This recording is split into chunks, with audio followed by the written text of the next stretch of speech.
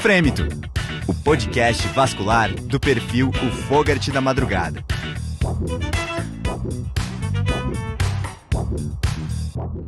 Bem-vindos de volta ao Frêmito, o podcast vascular do perfil do Fogart da Madrugada. Eu sou o Arthur Curtarelli e compondo a equipe do Fogart da Madrugada estão comigo o Luiz Eduardo e o Fábio Goldbach. Nesse episódio nós vamos falar sobre o papel do cirurgião vascular no cenário de guerra e conflito. E para conversar com o time, nós trouxemos o Dr. Vitor Billman. Vitor, seja super bem-vindo aí, cara. Muito obrigado pelo convite. É um prazer estar aqui, poder relatar um pouco do meu cotidiano, infelizmente, em um período de guerra e conflito. Mas muito obrigado aí pelo convite. Para quem está escutando ou assistindo, o Vitor, ele está em Tel Aviv agora, né? Então ele está participando ali dos atendimentos em cenário de guerra e conflito. E para você que está nos escutando, esse episódio é um episódio técnico-científico, então ele não tem nenhum culhão político ou religioso, certo? É nessa linha que a gente vai caminhar. O Vitor, ele é formado pela UFMG e tem formação em cirurgia vascular pela PUC-Rio e pelo Hospital San Raffaele em Milão, lá na Itália, onde ele fez fellowship em doenças da aorta complexa e atualmente trabalha como cirurgião vascular no hospital em Tel Aviv Medical Center, Irlov. Falei bem aqui, Fábio? Falou certo. Eu tirei um 10? Me surpreendeu, achei que você ia errar, mas você acertou. E aí, você conheceu, então, o Luiz Eduardo, cara? Você teve essa oportunidade maravilhosa de conhecer o Luiz Eduardo. Época, ele ainda era careca. Muito tempo atrás. Vocês conheceram lá com o professor Chiesa, é isso? Cara, eu fui fazer o estágio no R5, em Milão, lá no San Raffaele. Quando eu cheguei no hospital, tinha um brasiliano. Me deparei com esse fera aí, uma maior figura, gente boa demais, me ajudou muito. O cara dominava o hospital lá. Porra, foi embora há pouco tempo. Passou 3 anos lá, né, Vitor? É isso mesmo, Luiz. Foram 3 anos na Itália, em Milão. Obrigado pelas palavras, mas não tem nada de fera, não. Muito trabalho e dedicação. Foram 3 anos na Itália, uma experiência incrível, muita cirurgia aberta. Hoje em dia é difícil a gente encontrar um serviço em que a maioria das cirurgias é aberta, mas lá a primeira opção era sempre cirurgia aberta para aneurisma tóraco-abdominal, aneurisma infrarrenal. E foi uma experiência incrível. E tive o prazer de conhecer o Luiz e, desde então, amizade até hoje, convívio e contato até hoje. Cara, e a tua formação é bruta, hein? Porque você passou com o professor Arno aqui no Brasil também, né? Que já teve aqui no nosso episódio, né, cara? Um grande nome. É isso mesmo. Interessante é que minha mãe também é cirurgiã vascular e ela foi uma das primeiras residentes do professor Arno. Então, digamos que eu sou a segunda geração aí, e ele que me abriu o mundo da cirurgia vascular, me ensinou tudo que eu sei sobre a cirurgia vascular e me fez apaixonar sobre a cirurgia vascular e todas essas doenças aí das artérias, das veias e tudo. Tenho grande honra aí de ter sido aluno do professor Arno. Com certeza, talvez até esteja na hora da gente trazer o professor mais uma vez no episódio, que ele foi o nosso, acredita, cara, episódio número 2, foi o professor Arno. Verdade. E a gente estava em época de pandemia ainda, então foi completamente online. Fábio Goldbach, seja bem-vindo, cara. O que você espera aí do episódio, meu? Cara, a gente nunca falou sobre trauma assim tão diretamente, né? Foi. É uma pena que a gente vai falar disso nesse momento difícil, mas eu acho que vai ser bem interessante para todo mundo. Com certeza. E você, Luiz, novidades? O que você espera aqui do nosso episódio? Qual a mensagem para os nossos seguidores que assistem, mas não nos seguem? Agora a gente vai trazer alguém que está na vida real aí, digamos, né? A gente lê muito em livro, discute muito em congresso e tudo mais, mas o dia a dia eu acho que é um negócio que sempre faltou e vai ser uma grande experiência aí, uma contribuição muito legal do Vitor. Cara, Com o Vitor, ele certeza. viveu a guerra urbana do Rio também, né, cara? A residência dele tinha muito tiro. Não, assim, de verdade mesmo, né, cara? Rio de Janeiro vive uma guerra civil lá dentro, né? Tô falando de fora, eu nunca vivi isso. O Fábio fez residência no Rio, talvez ele tenha mais... Mas peraí, o serviço do Arno é aqui, na clínica dele, na rua Sorocaba? Isso, ele tem o serviço dele, a gente participava dos hospitais, são hospitais particulares, né? Então, assim, a gente não pegava traumas dos hospitais públicos, mas de vez em quando chegava alguns baleados nos hospitais privados que a gente atendia, principalmente da Redditor. Você viveu alguma coisa de cirurgia do trauma lá, Fábio? Cara, eu fiz cirurgia geral no Rio, não fiz cirurgia vascular. O hospital que eu fiz residência, que é o Hospital de Bom Sucesso, ele fica na Brasil, ali onde cruza com linha amarela, bem no miolo do miolo. Então lá chega de tudo, né? Hospital porta aberta, que chega tudo. Que hospital tudo. que era?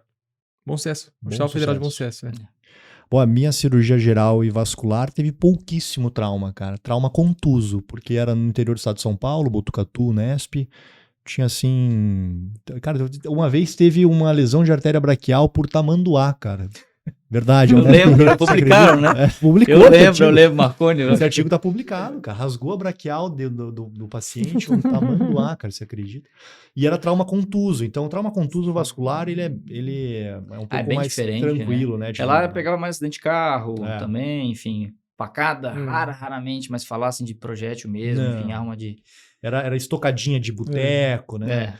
E Ela- a vascular eu fiz no Dante, a porta fechada, é só aqueles doentes cardiológicos, não tem trauma. E Ribeirão, cara? Então, Ribeirão nesse esquema, também mais trauma contuso, até drenava da região, mas muito acidente, digamos assim. Tiro mesmo, facada, raro, muito raro. Sensacional. Bom, eu vou pedir aqui pro Luiz Eduardo começar puxando o nosso tema. Eu só vou antes falar da turma que nos ajuda a manter esse projeto aqui vigente, né? São nossos patrocinadores, amigos. Então, um agradecimento à Braille Medical, que está despontando aí mundo afora, né? Como grande indústria brasileira. Muita honra, né? De ter uma indústria brasileira nos apoiando aqui. E a MR Biomédica, que também está nos apoiando, além do curso Bizu, que é o preparatório para a prova de angiologia, cirurgia vascular, Doppler e cirurgia endovascular dos títulos SBA-CV. E esse ano vai trazer o curso para a prova de título em cirurgia cardiovascular, lá da Sociedade Brasileira de Cirurgia Cardiovascular. Luiz, vamos puxar então, cara? Vamos. Ô, Vitor, eu queria, na verdade, antes de começar a entrar no assunto em si, você podia dar uma pincelada pra gente como que funciona o sistema de saúde de Israel mesmo, como é que tá esse desenho, enfim, como é que foram... Se teve alguma mudança, inclusive, com o cenário de guerra, como é que vocês têm conduzido isso? Entendi. Isso é importante. O sistema de saúde israelense ele é socializado. Existem 4 grandes empresas seguradoras de saúde que todo cidadão israelense tem que participar. Tem muito investimento em atenção primária. Todo cidadão israelense ele tem um médico de família no seu bairro, na sua cidade. E o médico de família ele faz a referência para o sistema terciário, digamos, entendeu? Para os exames complementares, para o sistema terciário. Nessas seguradoras também tem os especialistas, por exemplo, cirurgiões vasculares, que fazem atendimento ambulatorial. E toda a população é contemplada, entendeu? Independente de credo, de religião, de cor, todo mundo é contemplado, todo cidadão israelense. Esse sistema também, é importante frisar essas coisas, esse sistema ele extrapola um pouco também do mundo da fronteira israelense. Por exemplo, a gente recebe pacientes da faixa de Gaza, a gente recebe pacientes da Cisjordânia, contatos entre médicos e entre hospitais, caso precisem de um tratamento onde não existem nesses lugares, a gente recebe e a gente trata esses pacientes. Um exemplo, por exemplo, em julho, se eu não me engano, a gente recebeu um paciente com um aneurisma da aorta abdominal roto, da faixa de Gaza. Ele veio por transporte de helicóptero do Exército. Foi um contato entre o diretor do nosso hospital e o diretor do hospital de Gaza. E a gente tratou o paciente aqui no meu hospital, em Tel Aviv. Foi tratado endovascular e, graças a Deus, ficou tudo bem.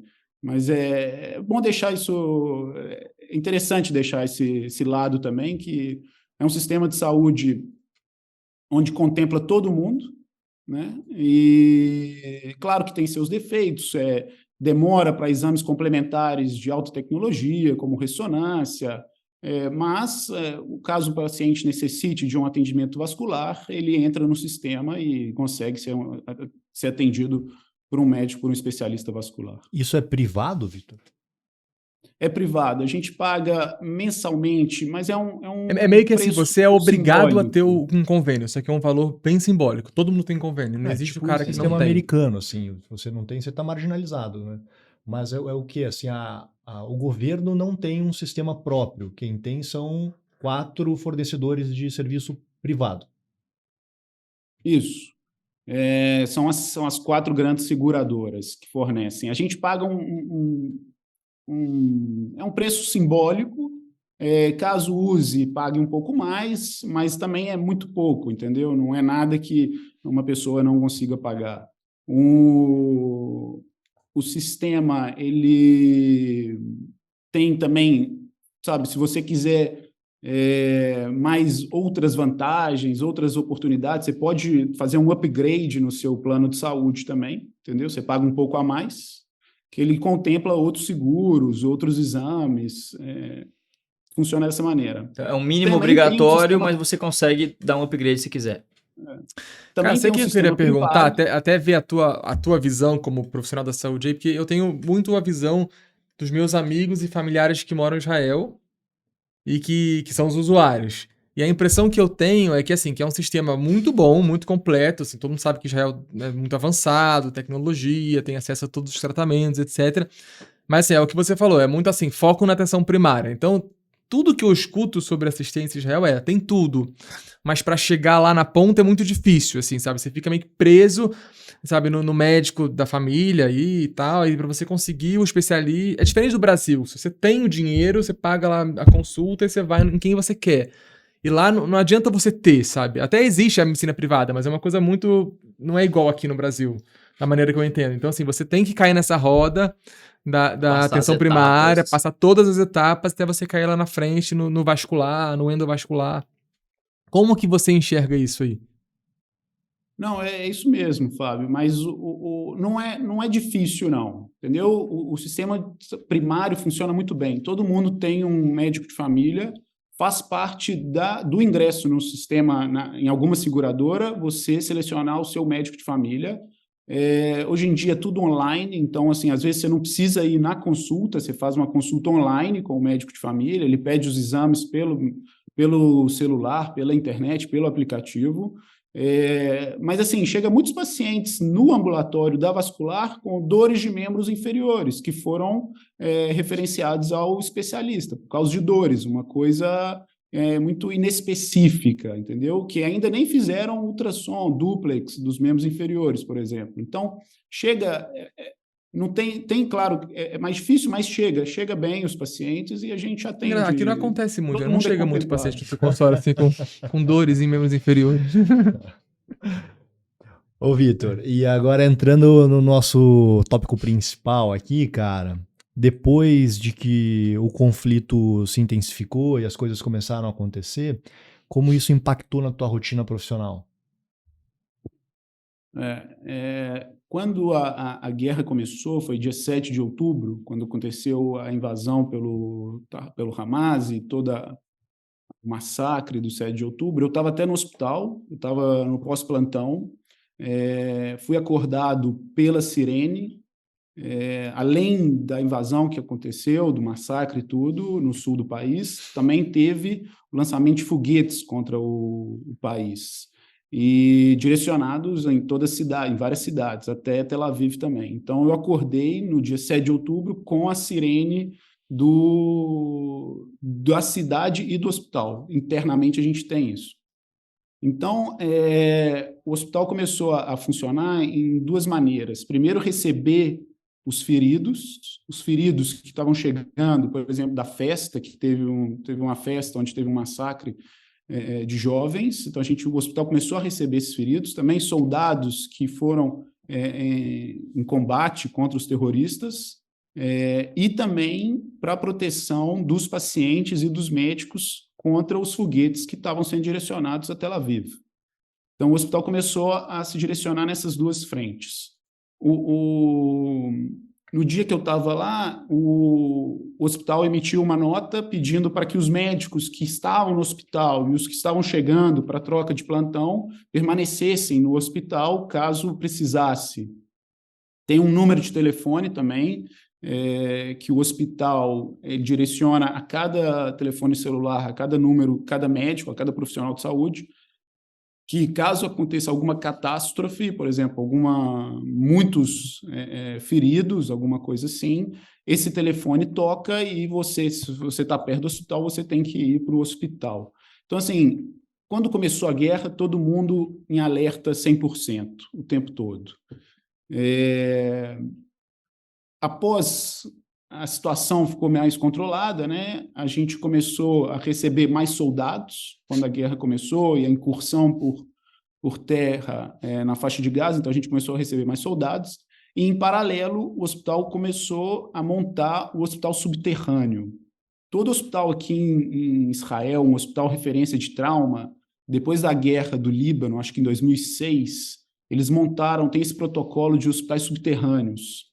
A garagem dos hospitais, ela se transforma em até 72 horas em um hospital subterrâneo. Nesse hospital subterrâneo, você tem condição de fazer terapia intensiva, unidade de diálise, centros de cirurgia, com salas de cirurgia, salas operatórias, tudo dentro na garagem subterrânea, porque isso serve como proteção contra foguetes.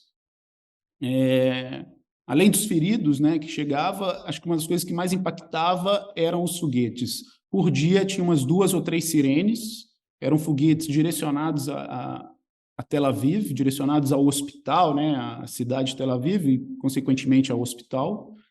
E isso é uma situação muito agoniante, sabe, gente? Angustiante.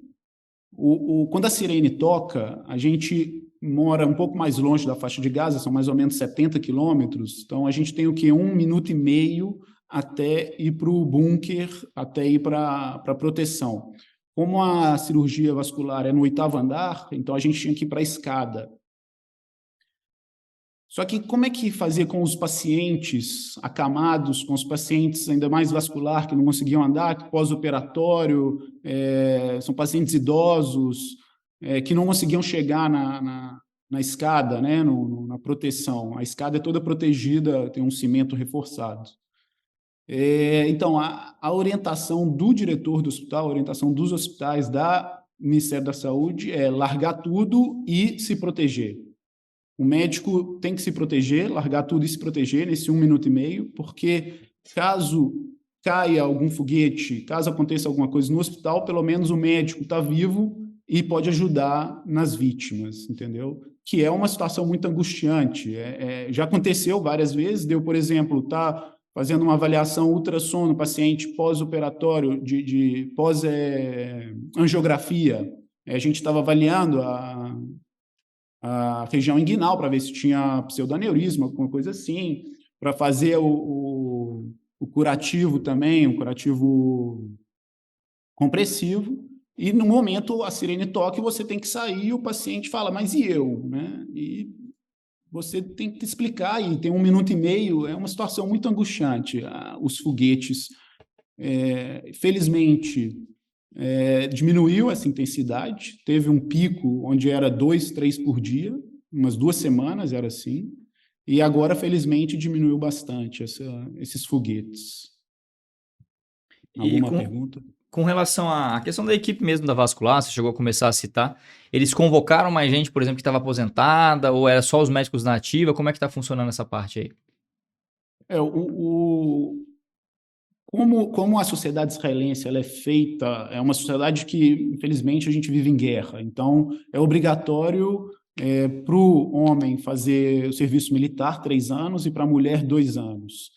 E, após isso, muitos seguem também fazendo o serviço como reservista. Uma vez ao ano, eles fazem 1 mês, mais ou menos assim, porque caso aconteça alguma coisa, eles são chamados. Na equipe da vascular, 2 residentes foram chamados como reservistas. Então, isso diminuiu o número de cirurgiões vasculares, diminuiu a equipe. O hospital, ele se propôs a, caso necessite, chamar gente de outros hospitais, onde não aconteceu isso, ou voluntários de outros países. Muitos médicos se voluntarizaram de outros países. Existe uma lista no Ministério da Saúde que, caso precise, o diretor da unidade, o diretor da enfermaria, ele solicita ao hospital, o hospital chama um médico. Não foi o caso, né? A gente trabalhou, por exemplo, plantões, aumentou o número de plantões, tudo, mas meu diretor, o diretor da vascular, ele não precisou chamar ninguém, a gente está tomando conta tudo, enquanto esses 2 residentes eles estão combatendo na guerra como reservistas. Cara, o que que acontece, Vitor, com a demanda eletiva, cara, que existia, assim, a fila segue, por exemplo, o tratamento das doenças venosas, os tratamentos dos diagnósticos crônicos eletivos ou para tudo? Importante pergunta. No começo da guerra, nas 2 primeiras semanas, 3 primeiras semanas, digamos, quase o primeiro mês, diminuiu muito. O ambulatório ele fechou a primeira semana, entendeu? Os ambulatórios eletivos fecharam. As cirurgias eletivas, caso se fossem cirurgias mais urgentes, por exemplo, aneurismas maiores de 8 centímetros, ou doença carotídea sintomática, aneurismas torácicos, entendeu? A gente conseguia ainda operar de forma eletiva esses casos, mas diminuiu muito, mais da metade. A partir do momento que a situação foi ficando mais controlada, todas as cirurgias eletivas retornaram. Então, assim, o serviço, depois dessas 3 semanas, depois do primeiro mês, voltou a funcionar como um serviço normal, tratando todo tipo de doença vascular. É um serviço muito grande, tem 20 leitos, para vascular é um serviço grande, e que atende de tudo. A gente opera doenças da aorta, toda a aorta, membros inferiores, membros periféricos, venosos também, tem ambulatório de veias. É um serviço muito completo em relação à cirurgia vascular. E aí, Faz depois aberto, faz endo, tem tudo? Sim. A gente faz aberto, endo, tem uma sala híbrida grande, uma sala híbrida boa, nova. O serviço ele é mais voltado para o endovascular, acho que chega nos 70%, 80% endovascular, doenças da aorta, por exemplo, e faz muito periférico. Angioplastia, membros inferiores e também muito bypass periférico. E isso é setorizado, Vitor? Por exemplo, tem hospitais, então, esse vai ser o referência da guerra, digamos assim. E os outros vão cuidar das partes mais crônicas, ou isso é meio difuso nos hospitais? Como é que funciona? Os hospitais de Israel eles são divididos em tamanhos, entendeu? Então, os hospitais maiores, eles são os hospitais que recebem mais, têm mais condição de receber feridos de trauma da guerra, entendeu? No sul do país tem 2, aqui no centro de Israel tem 2 e no norte também tem outro. O Ichilov, que é o hospital que eu trabalho, ele é um hospital de referência. Então, o hospital voltou também para esse tipo de atendimento de trauma. A partir do momento que o Hospital do Sul eles ficam cheios e precisam transportar pacientes para outros hospitais, aí a gente recebe outros hospitais, como numa cadeia, entendeu? E Vitor, esquecendo o panorama da guerra, assim, como Israel é muito um país pequeno, as coisas são muito também divididas, tipo, esse hospital é um centro de aorta, porque é fácil mover o paciente, né? Tudo 3 horas, 4 horas você chega no máximo de um lugar para o outro. Ou não, todo hospital faz tudo, igual aqui no Brasil, por exemplo. Isso é um projeto que o diretor da Sociedade Vascular Israelense ele quer implementar. Ele quer fazer centros de referências da aorta. Ainda não tem isso ainda, centros de referência, mas existem hospitais mais referentes, assim, indiretamente, que fazem mais cirurgias da aorta, mas ainda não tem uma referência específica onde o governo manda o paciente, onde o paciente é referenciado ou é transportado. Caso aconteça algum paciente que necessite de um tratamento especial, onde um hospital menor não tenha, ele é transportado para um hospital maior, mas ainda não tem esse centro de referência, o que está sendo implementado e eu espero que seja implementado, que eu acho que isso é importante para o tratamento das doenças, principalmente complexas da aorta, centros de referência com alto volume, né, que a gente já viu em muitos trabalhos aí que melhoram os resultados. E com relação à equipe mesmo, Vitor, então já partindo um pouco mais para o assunto mesmo, como que tem funcionado essa parte, qual que é o papel do cirurgião vascular? Na equipe de trauma tem um cirurgião do trauma também? Como é que vocês têm dividido isso nesse paciente que está chegando aí direto, por exemplo, um soldado que chegou no conflito? A equipe de trauma é uma equipe multidisciplinar. E dentro dessa equipe multidisciplinar, a cirurgia vascular faz parte. O paciente trauma, ele é primeiro atendido pela equipe de anestesia e terapia intensiva e do cirurgião do trauma. Existe uma equipe de trauma, uma cirurgia do trauma, faz parte da equipe de cirurgia geral, para atender esse paciente. Esse paciente chega de helicóptero, na maioria das vezes. Então, quem vai buscar ele no heliponto é o terapeuta, o intensivista e o cirurgião do trauma. E depois leva e transporta esse paciente para o nosso hospital. É um pequeno hospital de trauma, que a gente fala, um hospital de emergência. Já tem todo o caminho já definido, do elevador, tudo para, né, os corredores param para receber esse paciente. Seria como uma onda vermelha, né? Quando eu fiz a cirurgia geral, tinha isso, a onda vermelha. O hospital para e tudo se abre para receber esse paciente.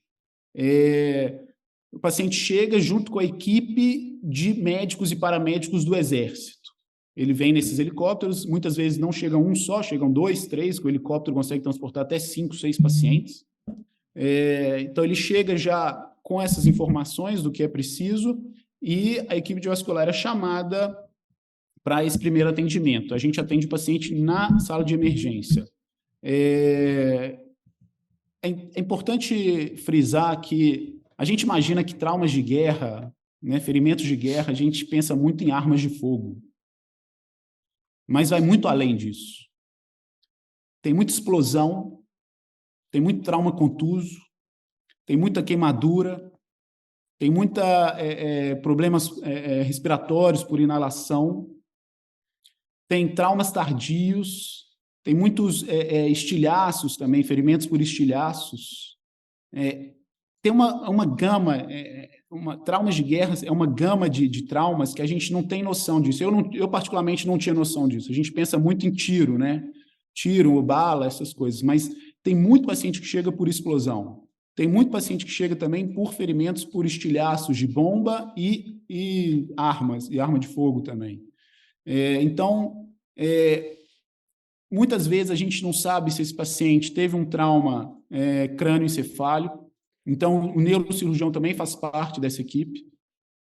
O ortopedista, ele é fundamental nessa equipe, ortopedia e traumatologia, ele sempre faz parte da equipe, junto com o cirurgião do trauma. O cirurgião plástico, ele também entra na equipe, o cirurgião plástico, caso tenha queimaduras ou ferimentos grandes que precisam ser fechados, essas coisas. E a equipe também de anestesia, para toda a anestesia desse paciente. Tem um protocolo de tomografia, depende do trauma do paciente, mas a maioria das vezes é total body, né, o corpo completo, né, da cabeça aos pés. Muitas vezes a gente acha lesões secundárias que não estavam esperando. E muitas vezes o paciente chega, entrando mais na área da vascular, o paciente chega com torniquete nas pernas. Porque no campo de batalha, o torniquete ele é muito usado. A equipe do Exército ele é treinada para isso e coloca o torniquete, independente se tem um sangramento ativo arterial, é colocado o torniquete para estancar qualquer tipo de sangramento e, em seguida, transportado para os hospitais. Com cada batalhão vai uma equipe, pelo menos um médico, paramédico, como que funciona geralmente?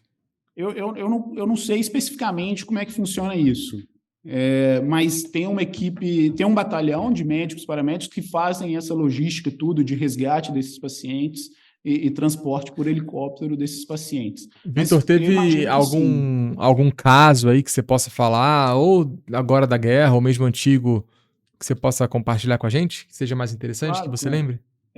Só importante também que sempre que a gente abre esse torniquete é na presença do cirurgião vascular, principalmente os membros inferiores. É na presença do cirurgião vascular para avaliar se tem algum sangramento ativo, alguma coisa assim, e, claro, em conjunto com toda a equipe para saber se o paciente está estável ou instável, caso a gente precise recolocar o torniquete, caso o paciente fique instável ou não. Vitor. Um dos casos que eu mais me marcou, assim, cada caso marca, porque são soldados jovens, né, seus 19, 20 anos, chega também soldados de 30 anos, são filhos, irmãos, pais, né?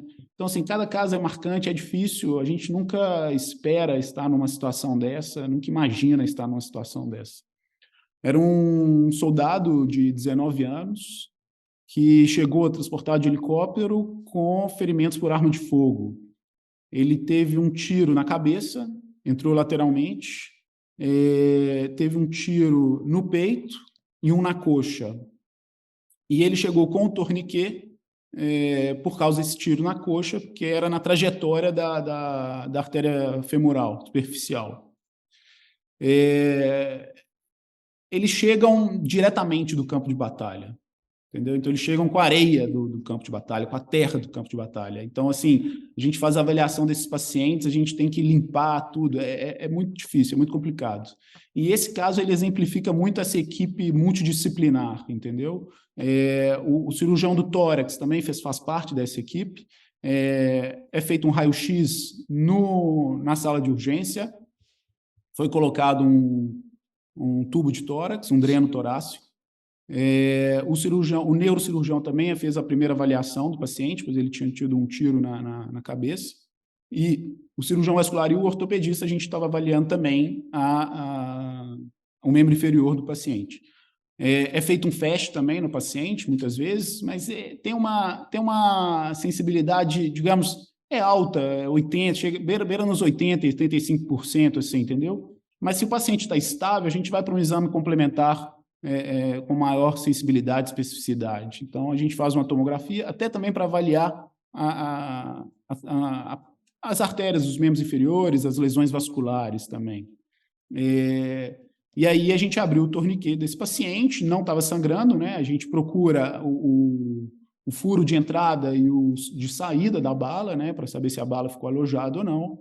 E aí esse paciente fez uma tomografia do corpo inteiro e a gente viu que teve só lesão dos músculos, não teve lesão da artéria e da veia. Claro que esse paciente é acompanhado depois, entendeu? Ele foi operado pela neurocirurgia, ele foi operado também pela cirurgia torácica, não teve nenhuma lesão dos grandes vasos do tórax e do abdômen, mas a gente acompanha isso por lesões tardias também, sabe? A gente acompanha esse paciente. Falando um pouco desse pré-hospitalar, Vitor, eu imagino que você tem aí uma prevalência de lesões, o que está mais comum, ou até assim, a quantidade que vocês já fizeram de atendimento, só para a gente ter uma noção real de como que funciona. Lesões vasculares, elas têm uma alta mortalidade no campo de batalha, entendeu? Então, assim, quando chegam, são lesões, digamos, controláveis, na maioria das vezes, infelizmente. Então, a maioria dos nossos casos foram membros inferiores, até também porque os pacientes usam colete à prova de balas, né, que chegam até mais ou menos a metade do abdômen, tórax, abdômen, isso protege. A maioria das vezes lesões por arma de fogo dos membros inferiores. Tem também lesões dos membros superiores por lesões contusas. A gente pegou pseudoaneurismas da artéria braquial e da artéria radial por lesão contusa. Tem casos também interessantes, lesões tardias. O paciente ele foi atendido no hospital por estilhaços de tiro, de explosão na face. Mas como a gente não sabe se o paciente caiu, qual que foi o cenário da lesão dele, ele fez uma tomografia, como parte do protocolo de trauma, ele fez uma tomografia do tórax e abdômen. E a gente viu uma lesão na aorta dele, como se fosse um aneurisma sacular. Pela anamnese do paciente, é difícil falar se ele teve um trauma contuso, se é um aneurisma contuso, mas é um paciente de 21 anos, nesse caso. Com um aneurisma sacular da aorta, a gente fica um pouco intrigado, né? Esses pacientes, soldados, antes de entrar no exército, eles fazem todo um check-up. Então, não são pacientes que têm doenças genéticas, doenças, colagenopatias, que podem explicar esse tipo de aneurisma. Então, a gente imagina que seja uma lesão traumática tardia, contusa. Ele conta que, às vezes, por causa das explosões, ele recebe um choque de energia e ele cai. Às vezes ele cai por causa dessas explosões. Então, a gente imagina que seja por causa disso, entendeu? Estamos acompanhando esse paciente e mais para frente, quem sabe a gente trata esse paciente, se Deus quiser. Cara, com certeza a cinemática do trauma mudou muito, se a gente falar de Primeira, Segunda Guerra Mundial, para o que você está vivendo aí agora, né? Assim, eu imagino que o confronto homem a homem, ele era muito mais prevalente, aí lesões por faca, tiros em primeira pessoa, né? E agora eu imagino que seja exatamente isso, uma guerra mais à distância, muita explosão, né, cara, que faz mecanismo de lesão torácica, aorta, onde ela é fixa, onde ela não é. Ô, Vitor, tem alguma correção cirúrgica que vocês fizeram aí que vale a pena você compartilhar? Alguma saída técnica com shunt, damage control ou alguma outra técnica endovascular que vocês fizeram que vale a pena para os nossos ouvintes, cara, conhecer? Sim, claro. Bom, começando então, um paciente, ele estava instável, e a cirurgia geral decidiu levar ele direto para a sala operatória. E a gente não fez uma tomografia desse paciente. Ele era um paciente por causa de também trauma contuso, explosão, também tinha trauma por arma de fogo, projetil de arma de fogo, no abdômen, então ele foi direto para a sala cirúrgica. Quando a gente abordou ele, avaliou fez uma Inventário. na laparotomia, né, exploratória, a gente avaliou os órgãos, tudo, não vimos nenhum sinal de sangramento ali intraperitoneal, mas ele tinha um hematoma retoperitoneal. Eles têm muito fraturas e retoperitoneais na pelvis também, no quadril. E ele tinha uma lesão da hipogástrica esquerda. E aí, na sala híbrida, a gente fez uma embolização, né, uma angiografia dessa hipogástrica e fez a embolização usando molas. Esse é um caso interessante, né? A cirurgia vascular, ela te dá essa opção da gente trabalhar junto com o aberto e o endo ao mesmo tempo, né? A cirurgia híbrida. Isso te dá uma gama de opções de tratamento e fazer o melhor para o paciente. Essa lesão, a gente não conseguia identificar onde era o sangramento, né? A gente viu que o hematoma retoperitoneal ele estava crescendo como um hard signs, né? Ele estava em aumento, o paciente estava em difícil controle hemodinâmico, então a cirurgia endovascular ela foi aí uma carta na manga que o cirurgião vascular ele entende, ele tem, e graças a Deus a gente embolizou essa artéria e o paciente ficou estável. Esse foi um caso importante também, que exemplifica, né, a cirurgia vascular. Outros casos, membro inferior, o paciente, arma de fogo, lesão da artéria femoral superficial, e aí a gente fez um bypass pequeno, né, da artéria superficial, pegando a safena contralateral. Ele tinha uma lesão também na veia, a veia... muitas vezes a lesão térmica da arma, da bala, né, lesa a veia, a gente não consegue fazer uma ponte na veia. Se possível, pode ser feito, mas aí a gente pegou a safena contralateral e fez um pequeno bypass, como os livros recomendam, como os protocolos, os guidelines recomendam. Ficou tudo bem, né? São uma coisa boa assim, né? Vamos tentar olhar o lado positivo, é que artérias são artérias de pacientes jovens. A gente está acostumado com artérias de gente velha, arteriosclerose aí avançada. Então, assim, são artérias jovens, sem placas, então isso ajuda também no prognóstico desses pacientes. Antes da gente entrar, assim, em cada território, digamos assim, na tua impressão, pelo que você tem contado, e pelo que a gente consegue ler de guideline novo e tudo mais, cada vez mais vem aumentando as condutas até expectantes, né? Que nem você falou, opa, eu identifiquei aqui um grau mais inicial, antigamente a gente já intervinha.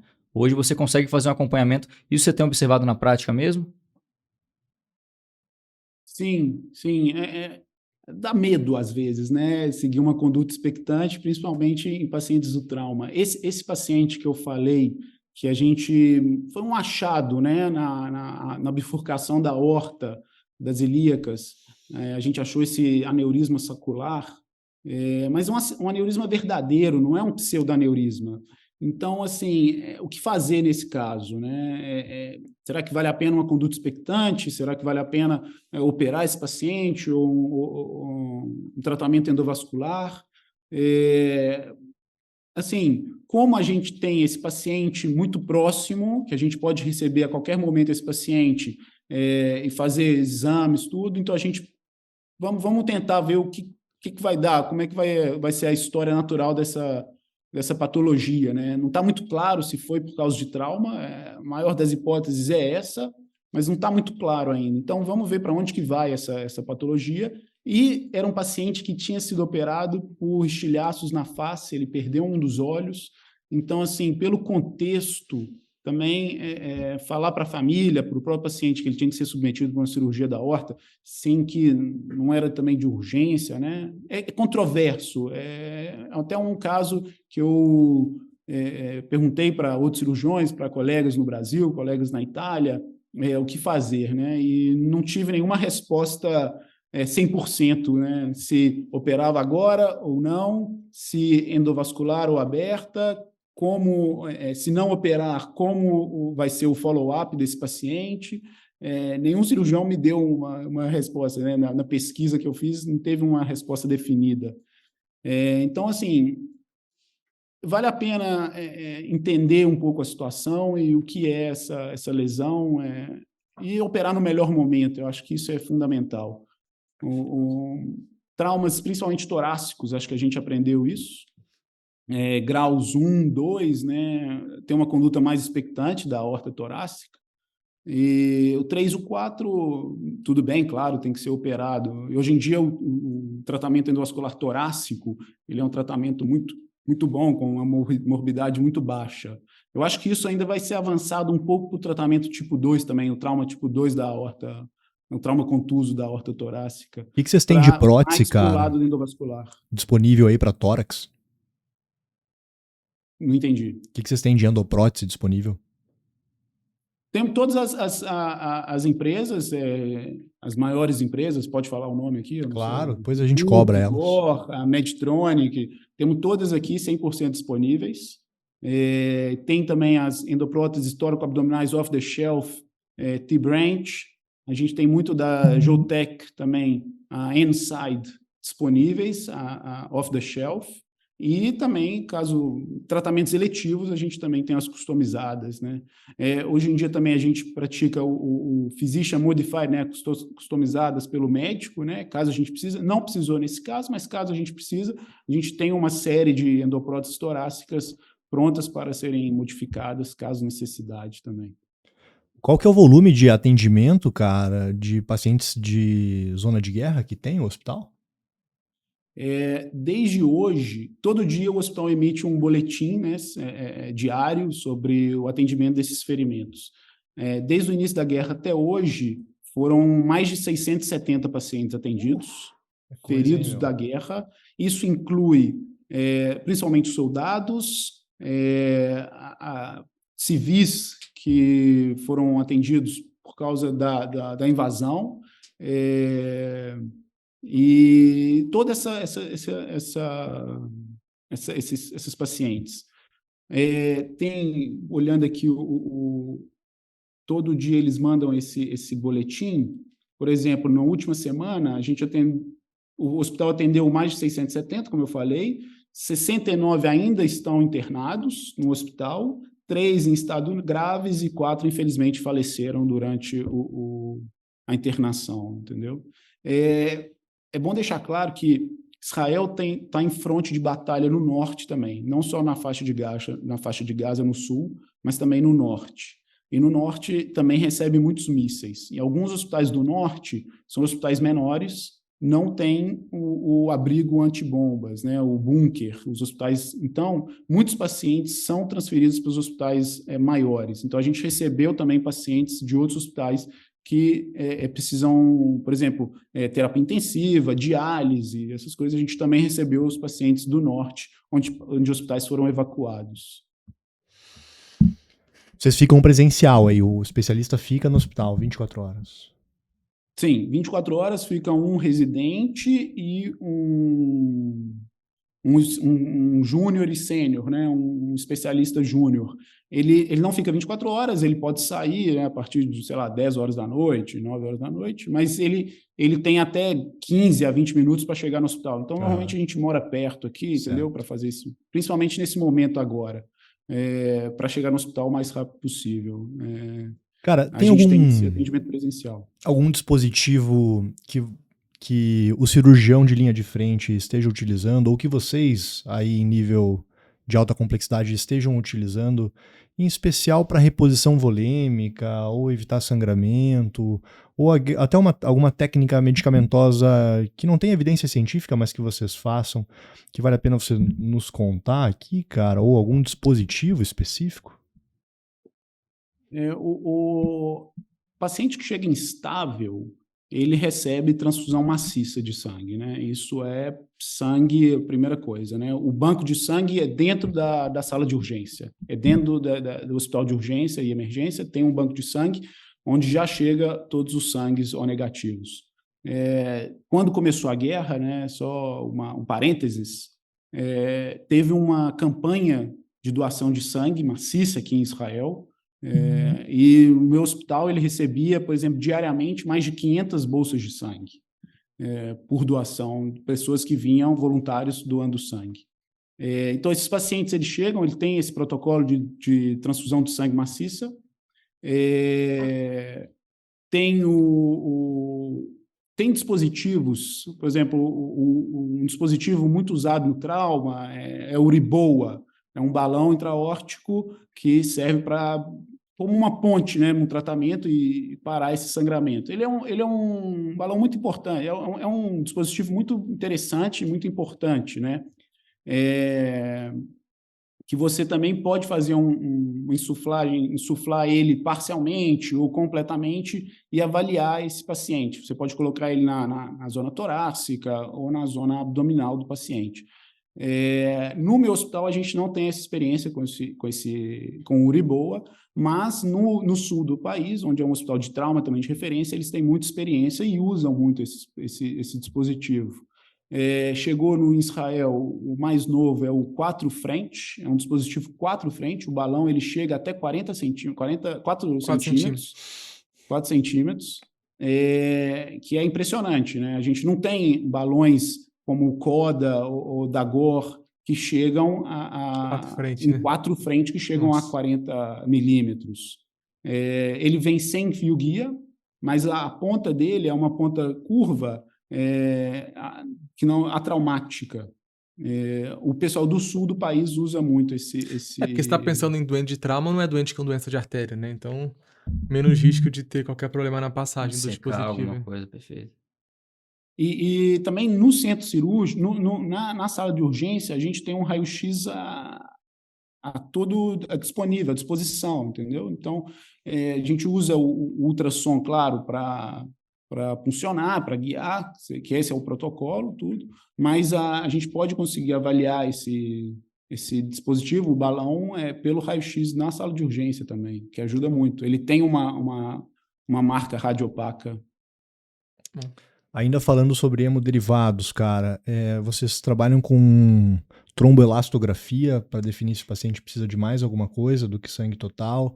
E se sim, quando que faz, quando que não faz? E também como é que vocês enxergam o uso de transamin no politrauma? Aparentemente, a gente começa com transfusão maciça de sangue nesse paciente, entendeu? Sangue é o principal, é o que esse paciente precisa. E identificação do sangramento. Claro que ele passa por todo o protocolo de trauma, ABCDE, né? O ATLS, mas caso seja o problema na circulação, problema de sangramento, esse paciente, transfusão maciça de sangue e identificação do fonte de sangramento. A gente, por exemplo, opera os pacientes, até a cirurgia geral. Caso o paciente ainda sangre, por exemplo, a gente não tem nenhuma visualização do sangramento macro do paciente, mas ele sangra todo o leito vascular, todo o paciente sangra. E aí a gente faz um tag desse paciente, faz um tromboelastograma para avaliar quais fatores está faltando. Por exemplo, se a gente precisa transfundir para ele fibrinogênio ou alguns outros fatores. A gente faz, no centro cirúrgico tem o aparelho que faz e o anestesista ele está pronto para ser feito. Normalmente não precisa, sabe? Esse paciente ele é controlado só com transfusão. Quando a gente fornece heparina, a protamina também melhora esse paciente, entendeu? E com relação aos protocolos, também pacientes. Entrando um pouco agora na questão dos locais, digamos, né? Vocês têm protocolos próprios, têm seguido os últimos guidelines mesmo, porque eu acho que a gente já pode começar a bater em cima dos territórios para a gente ir atualizando o pessoal.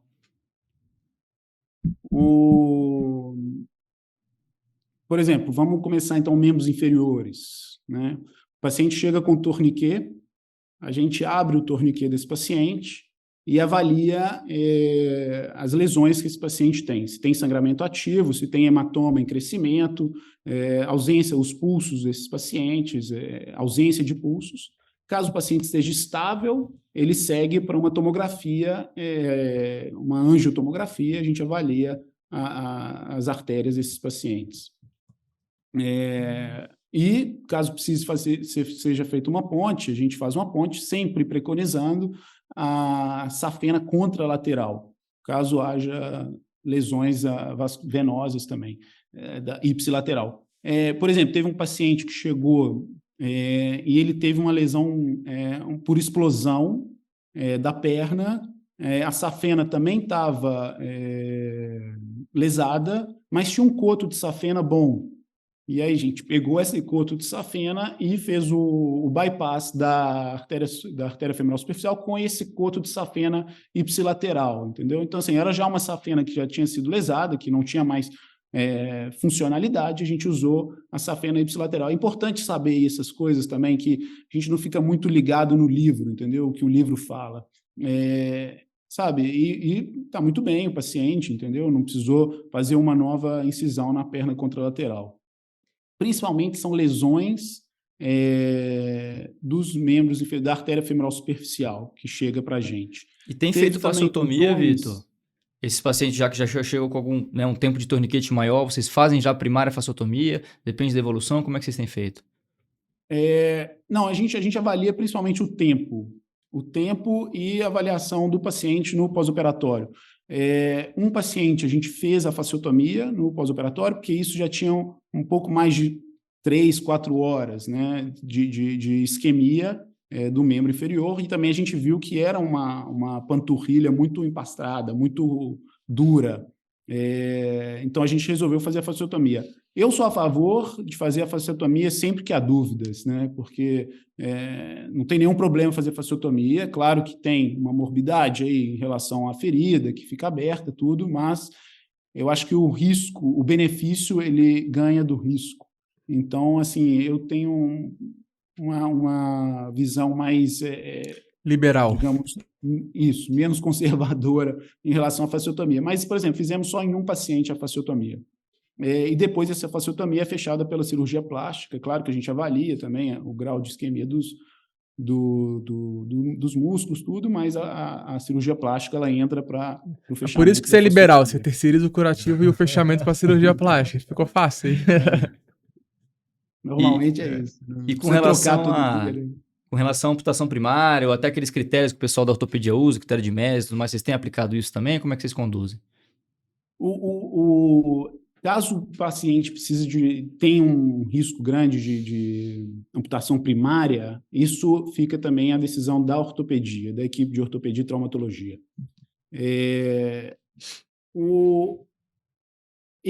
Por experiência nossa, o que a gente viu foi pacientes que chegam, mas já com um grau muito avançado de injúria muscular, injúria de todo o tecido dos membros inferiores, né? Teve um paciente, infelizmente, que as 2 pernas foram amputadas, a nível da coxa. A decisão, é claro que é uma decisão em conjunto, mas é principalmente pela ortopedia e, claro, que a gente avalia a questão isquêmica do membro, mas normalmente a gente tenta salvar. Quando o membro já está completamente, sabe, os tecidos moles completamente destruídos, que aí não tem muito o que fazer. A gente entra junto e a gente faz a parte vascular e eles fazem a parte ortopédica, digamos. E com relação só ao segmento pós, alguma mudança com relação à anticoagulação, antiagregação? Vocês têm deixado alguma coisa diferente? Não, não, a gente não segue. Se faz um bypass pequeno, a gente não segue com anticoagulação plena, a gente começa a aspirina, mas às vezes nem aspirina também. É um campo um pouco controverso ainda, né? Mas a gente dá uma antiagregação para esse paciente, aspirina, e faz uma evolução desse paciente. Um duplex também a gente faz, né, na alta desse paciente. Claro que diariamente a gente avalia pulsos. O exame vascular, o exame físico vascular, ele é muito importante, né? Ele te dá muitos sinais, ele te ajuda muito. Mas assim, o duplex ele te ajuda na avaliação, por exemplo, do bypass, das anastomoses, do fluxo. E isso a gente segue muito, que é um exame muito não invasivo, pode ser feito bedside, né? E te dá muitas informações boas. Bom. Pensando Muito agora bom. só assim, a gente sabe que a medicina, o ponto positivo, entre aspas, da guerra, digamos, é que muita coisa evolui, né? Dentro da área da medicina. Você vê alguma evolução agora? Teve alguma mudança aí? Ou alguma perspectiva futura de novos dispositivos que você tenha presenciado? Olha, o que a gente está preconizando nesses pacientes caso a sala híbrida esteja livre, a gente opera esses pacientes na sala híbrida, porque a gente está à disposição sempre do C-arm, né, do Arco em C. esqueci. Isso, do arco em C, desculpa. Do Imagina. arco em C e da cirurgia endovascular, entendeu? Esse paciente que a gente operou, que estava com sangramento da artéria hipogástrica, que a gente não conseguia controlar, estava já com PEC, né, na laparotomia, a gente embolizou e, graças a Deus, ele estava na sala híbrida. Não é Então, nem eu só acho que não consegue. Às vezes você até pode conseguir controlar, mas se você tem a disponibilidade do Que não tem por que endovascular não ali, mais, né? mesmo que a barriga tá aberta, espera um pouco, funciona, faz endo, né? A morbidade vai ser muito menor e você vai ser mais resolutivo. Com certeza, com certeza. E não precisa ter uma avaliação, não precisa deixar a barriga aberta, né? Fazer uma avaliação secundária no dia seguinte, 24, 48 horas. Então, assim, a gente tem mais preconizado para operar na sala híbrida. E eu acho que a cirurgia endovascular aí que nos ajuda muito hoje em dia. É uma carta na manga muito, muito importante e é o que veio para ficar, com certeza, até na cirurgia do trauma. O cirurgião do trauma, ele não tem muita noção, isso eu acho que até no Brasil, ele não tem muita noção da cirurgia endovascular. O cirurgião do trauma, ele é muito ligado a cirurgia aberta, né? Abrir o paciente, ele não tem muita noção. Então, acho que o vascular, ele ajuda a mostrar isso para o cirurgião do trauma, entendeu? A gente teve paciente que sofreu toracotomia, por causa de instabilidade hemodinâmica, o cirurgião do trauma fez uma toracotomia e clampou a aorta torácica desse paciente. Poderia ser sido utilizado, por exemplo, um balão intraórtico Uriboa, que seria muito menos mórbido, né? Muita morbidade muito menor para esse paciente. Infelizmente, ele veio falecer na sala de urgência. Claro que talvez isso não mudava, né, o prognóstico desfecho, desse paciente, né? Mas é muito menos mórbido e também evita lesões secundárias, por exemplo, abrir um tórax, lesões pulmonares, outros sangramentos, essas coisas. Sem dúvida. Bom. Cara, a gente fica muito triste aí com tudo que vocês estão vivendo, né, com o teu relato, e em contrapartida feliz sim você tá compartilhando com a gente, tirando um dia aí que você podia estar com a família, o teu tempo para estar compartilhando com a gente aqui. Você tem previsão de vir ao Brasil, Congresso Brasileiro esse ano? Obrigado aí, viu? Eu agradeço de novo a oportunidade de desse espaço que vocês me convidaram, esse espaço que vocês estão me dando para falar sobre o que eu estou passando. Eu nunca imaginei que eu ia passar por essa situação na minha vida, né? A gente nunca imagina que a gente ia passar, mas graças a Deus a gente é capaz de muitas coisas que a gente não tem noção, né? A gente tem muita força dentro da gente e Deus nos dá essas forças para continuar seguindo e lutando. Obrigado, viu, por essa oportunidade. Eu espero que ajude muito aí também esse relato, ajude também o trauma, tudo, a cirurgia vascular. Eu tenho previsão. As férias dos médicos aqui foram canceladas. Os médicos que estavam de férias tiveram que voltar e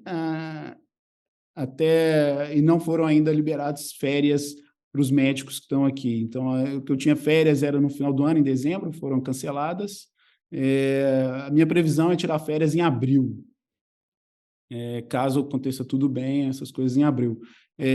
Mas, assim, eu tenho muita vontade de ir no Congresso. O Congresso, o brasileiro, o último que eu fui foi 2018. Ele é em outubro, não é? Mais ou menos. Sim. Esse ano vai ser em setembro, no feriado. Não, então, quem sabe eu vou. Eu tenho muita vontade de ir. Eu sinto muita saudade do Brasil. Tem muito tempo que eu não vou no Brasil. Sinto muita saudade no Brasil. É uma qualidade impressionante o Congresso. É um congresso sempre grande, uma qualidade. Os convidados são sempre muito bons. As discussões são muito interessantes. E quem sabe eu vou, com certeza. Vou me planejar. Quem sabe você não vem falar sobre trauma. Pois é. Seria um prazer. Mostrar também as imagens, mostrar as fotos e mostrar os nossos protocolos, compartilhar isso, para que ajude, né? Para que cresça todo esse nosso conhecimento de trauma vascular em tempos de guerra, né? Em tempos de conflito. Infelizmente, a gente está vivendo esse momento, mas vamos tentar tirar coisas boas, proveitosas desse momento. Com certeza tem coisa para ajudar aqui, né, cara? O Brasil vive uma onda de violência absurda, né? A América Latina toda. Com certeza você teria muito para contribuir aqui com os serviços brasileiros. E aí rever o Luiz, né? Luiz, mensagem final aqui para os nossos seguidores e para o Vitor. Você tomava café gelado lá também, cara? Café gelado não, era só corto e comia no Carrefour que tinha no hospital, né, Vitor? Tinha um mercado, cara, que ficava na frente do metrô, a gente ia de scrub do hospital mesmo, você nem saía do hospital. Comia lá, comprava comida pra todo mundo, então os caras operantes levavam lá, ia com o Vitor. Foi muito bacana. Mas queria agradecer aí o Vitor pela oportunidade também. Pô, sempre quis trazer ele pra conversar com a gente, bater esse papo. E aí eu tenho certeza que contribuiu bastante aí com essa realidade que ele tá vivendo e tomara que ele consiga vir aí pra gente tomar uma gelada, né, Vitor? É isso aí. Fábio Goldbach. Fábio, você viveu em Israel um tempo, né, cara? Morei um ano. Um ano lá. Mas você não era médico? Eu morei Não, imagina, antes de entrar na faculdade. Morei em tempo. 2006, quando teve a Segunda Guerra do Líbano, no norte. Uhum. Cara, é difícil, assim. Nessa época eu não morava perto da guerra, eu morava perto de Gaza. E sempre tem, toca sirene, vai pro bunker. Era uma coisa que a sociedade israelense está acostumada, né, a viver. Claro que não como a situação que tá hoje, que é muito mais triste. Mas, Vitor, obrigado por ter vindo aí compartilhar tudo isso com a gente. Desejo pra você, muita força, que você continue fazendo esse trabalho, a sociedade toda aí que ajuda. É o que você falou, do dia pra noite vão 500 pessoas doar sangue. É uma coisa muito legal de assistir mesmo de longe.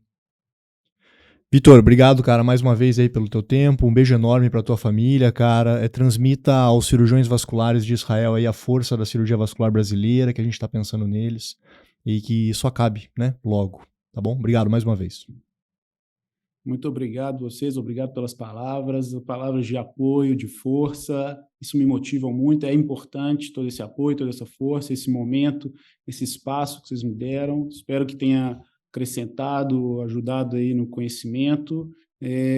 Espero voltar outras vezes, mas não para falar sobre guerra, para falar sobre os avanços tecnológicos da medicina aqui em Israel. Israel, ele produz, por exemplo, foi um dos pioneiros do stent com mesh, né, o double mesh para carótida, o Sigward é israelense, tem uma endoprótese de arco aórtico também com tecnologia israelense, que está sendo implementada em vários centros da Europa, e acho que nos Estados Unidos vai começar também, é uma tecnologia israelense. Isso na área da vascular, mas também nas áreas da medicina diagnóstica, ressonância, tudo. Então, assim, é um país maravilhoso, é um país avançado, é um país que preza pela paz, pelo amor, pela vida, e eu estou muito feliz de estar aqui, de poder ajudar meu povo, meu país, tratar, e obrigado pela essa oportunidade desse espaço todo, de poder mostrar aqui o meu relato que eu estou passando, e obrigado pela força. Espero voltar, mas com notícias boas. Você já está convidado, com certeza esse próximo evento futuro acontecerá. Nossos seguidores queridos, vocês que estão aí nos assistindo, seja YouTube, Spotify ou outras plataformas, não deixe de dar um clique aí no follow, isso ajuda muito a gente. Vitor, você quer deixar um canal de comunicação aqui? Se alguém quiser te procurar, você tem alguma mídia social ou pode ser também alguma mídia do próprio hospital? Eu não tenho nenhuma mídia social, né? Eu tenho minhas mídias, mas privadas, particulares. A galera manda para nós, mas, então. Eu passo para vocês meu e-mail, né? E qualquer coisa, meu e-mail. Eu falo agora o e-mail ou eu mando por mensagem? Você pode falar, cara, caso você queira lotar a sua caixa de mensagens, aí é aqui que você vai falar. Senão você manda pro Luiz aqui. A galera não segue a gente, mas o que eles mandam de e-mail, entendeu? Não. Eu sempre que puder eu vou responder, sabe? Se for, claro. Mas eu mando pro Luiz e vocês colocam. Então, muito obrigado aí. Qualquer dúvida vocês podem tirar também, o pessoal aí, os ouvintes e tal. Se eu puder responder, eu teria o maior prazer em responder. Combinado, então. Então, se você quer entrar em contato com o Vitor, manda uma mensagem aqui no nosso direct message do Instagram e a gente faz a ponte, tá bom? Não deixem de seguir, comentar, compartilhar. Isso ajuda muito a gente a continuar produzindo conteúdo com tanta relevância que nem esse aqui, né? Com o Vitor. Chega ao fim mais um episódio do Frêmito, podcast vascular do Fogart da Madrugada. Compartilha com a gente onde você está escutando o episódio do Frêmito. Também as suas imagens cirúrgicas lá no nosso perfil do Instagram. A gente se encontra no próximo episódio. Até mais. Frêmito, o podcast vascular do perfil O Fogart da Madrugada.